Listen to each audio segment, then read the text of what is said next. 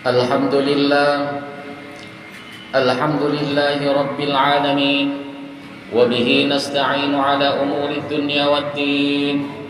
Asyhadu an la ilaha illallah al-malikul haqqul mubin, wa asyhadu anna Muhammadan abduhu wa rasuluhu shadiqul wa'dil amin. Allahumma salli wa sallim wa barik ala sayyidina Muhammadin wa ala alihi wa ashabihi ajma'in. وسلم تسليما كثيرا أما بعد فيا أيها الناس اتقوا الله حق تقاته ولا تموتن إلا وأنتم مسلمون. قال الله تعالى في كتابه المبين: أعوذ بالله من الشيطان الرجيم. بسم الله الرحمن الرحيم. لقد كان لكم في رسول الله أسوة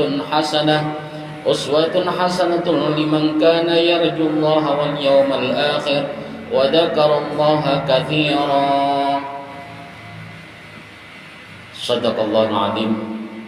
Hadirin jamaah Jumat yang sama-sama mengharap rahmat Allah Subhanahu wa taala, pada kesempatan yang berbahagia ini, marilah kita senantiasa berusaha meningkatkan kadar ketakwaan kita kepada Allah Subhanahu wa taala.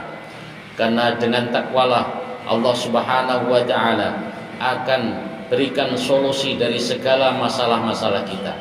Dan orang-orang yang bertakwalah yang akan diberi oleh Allah rizki dari jalan yang tidak disangka-sangka. Hadirin yang sama-sama mengharap rahmat Allah Subhanahu wa taala, saat ini kita sudah berada di bulan Rabiul Awal, bulan di mana seorang revolusioner dunia, utusan Allah Subhanahu wa taala, pemimpin dua alam, yaitu baginda agung Nabi besar Muhammad sallallahu alaihi wasallam dilahirkan. Kalau kita putar pita rekaman sejarah, di dunia ini banyak orang-orang besar. Ada orang besar karena hartanya, bendanya yang melimpah.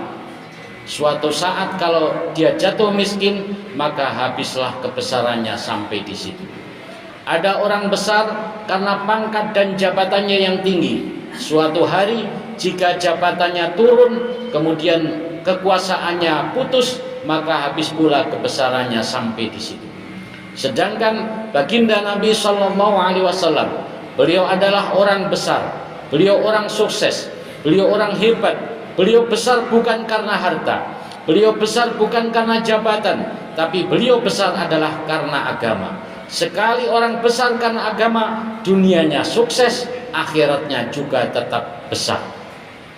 Hadirin yang sama-sama mengharap rahmat Allah Subhanahu wa taala, baginda Nabi sallallahu alaihi wasallam telah sukses merubah total zaman jahiliyah menjadi zaman Islamiyah. Serigala-serigala kafir dirubahnya menjadi manusia-manusia yang berpikir.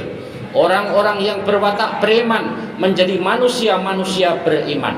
Pelaku-pelaku tindak durjana angkara murka menjadi orang-orang yang bertakwa. Dalam waktu hanya kurang lebih 23 tahun saja. Ini adalah kesuksesan yang belum pernah ditandingi oleh siapapun. Begitu cepat perubahan yang dilakukan dan terjadi pada Rasulullah SAW. Maka apa rahasia di balik kepemimpinan baginda Nabi SAW? Tentunya ada rahasia besar di balik kesuksesan baginda Nabi SAW. Di antaranya adalah bahwa beliau ini adalah seorang pemimpin yang sangat cinta kepada umatnya, pemimpin yang sangat memikirkan umatnya. Bagaimana siang, malam, pagi, sore, beliau hanya memikirkan bagaimana umatnya ini bahagia, umatnya ini selamat dari azab Allah Subhanahu wa taala. Di tengah-tengah kehidupan beliau yang sederhana, karena harta bendanya telah dikorbankan untuk agama ini, Allah Subhanahu wa taala menghibur beliau dan memberikan tawaran yang sangat menggiurkan kepada beliau. Allah berfirman, wala saufa yu'tika rabbuka fatardha, dan Tuhanmu Muhammad akan memberikan apa saja asal menyenangkan hatimu. Jika kamu ingin harta benda Muhammad, Allah akan jadikan gunung Uhud diberikan kepadamu. Jika kamu ingin pangkat dan jabatan Muhammad, Allah akan jadikan kamu raja di raja, king of king, raja di dunia. Jika kamu Muhammad ingin istri cantik, tinggal pilih, Allah yang kasih tawaran. Sungguh tawaran yang sangat menggiurkan, sangat menarik. Dengan tawaran begitu, bagaimana jawab baginda Nabi Sallallahu Alaihi Wasallam? Maka beliau bersabda dan berkata kepada Allah Subhanahu Wa Taala, Ya Rabb, la arda wa wahidum min ummati finnar. Ya Allah, Engkau berikan tawaran kepada saya, Engkau berikan gunung emas kepada saya, Engkau jadikan raja saya ini di dunia, Engkau berikan istri-istri cantik kepada saya. Semuanya itu ya Allah tidak akan bisa menyenangkan hati saya kalau saya lihat satu saja dari umat saya ada yang masuk neraka ya Allah. Ini yang difikirkan Nabi siang dan malam, bagaimana umatnya selamat dari siksa Allah Subhanahu wa taala. Itu bukti cinta beliau kepada umatnya. Hadirin yang mulia, di akhir hayat beliau yang diucapkan terakhir, ucapan terakhir beliau bukan hartanya, bukan keluarganya, tapi akhir ucapan beliau adalah ummati, ummati, umatku, umatku, karena beliau sangat mencintai umatnya. Diriwayatkan dalam hadis bahwa nanti ketika terjadi kiamat, kemudian manusia dan semua makhluk hancur, kullu syai'in halikun illa wajah, semuanya akan hancur kecuali zat Allah Subhanahu wa taala. Semuanya mati, malaikat mati, manusia mati, jin setan mati. Mereka berada di bawah bumi semua. Kemudian Allah hidupkan kembali para malaikat dan dibangunkanlah malaikat Jibril, malaikat Mikail.